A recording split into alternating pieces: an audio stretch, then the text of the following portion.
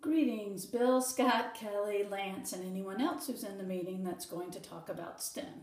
This is Cindy Moss, and I wanted to let you guys know what I'm hearing in the field and what I'm thinking as we talk about a Discovery STEM product.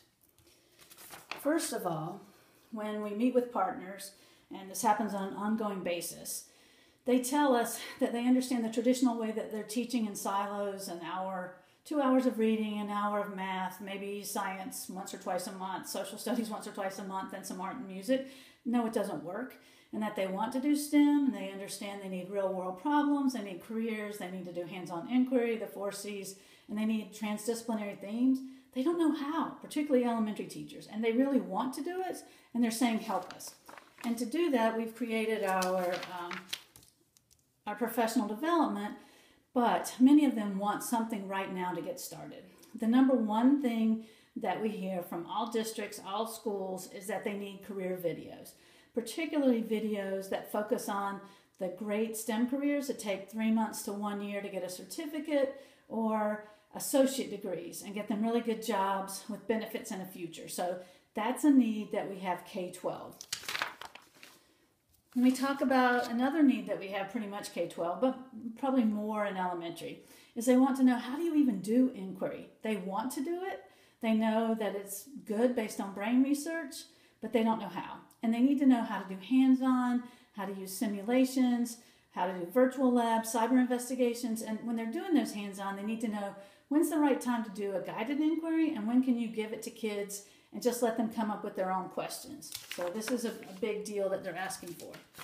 Another piece that we hear on a regular basis is that they really want to do coding. They know that in England, other parts of Europe, Australia, lots of places, kids are getting coding at a very early age, as young as kindergarten.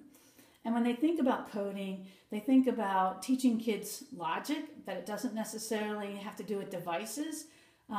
They want to do some virtual coding that's inexpensive that they can take to scale. Same thing with robotics. If they had a virtual robotics lab like we've seen with some other companies, they want to start doing app creation because that's something kids really want to do, and they know this teaches them problem solving. And nobody's really giving them this right now. They also are asking for STEM camps. And we have our great STEM camps that are for middle school. But elementary, think about, we have so many more elementary schools than any other grade level. They really need these, and they kind of need to be divided into topics that are appropriate and camps that are age appropriate for K-2 students as well as 3-5. They definitely need these in the summer, but many elementary kids are in after-school programs, and people would buy this.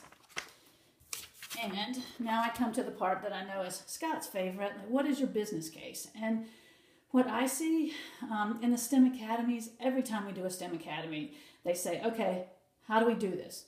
And we always say, we'll come talk to you, and we do, and we try to set up a plan to give PD or provide them with a 3 to 5 year plan for PD to transform their teaching and learning. But if we had this product to sell, I personally believe more than 90% of them would buy it right then and there on the spot. We have STEM academies constantly, and so we would have that new source of business.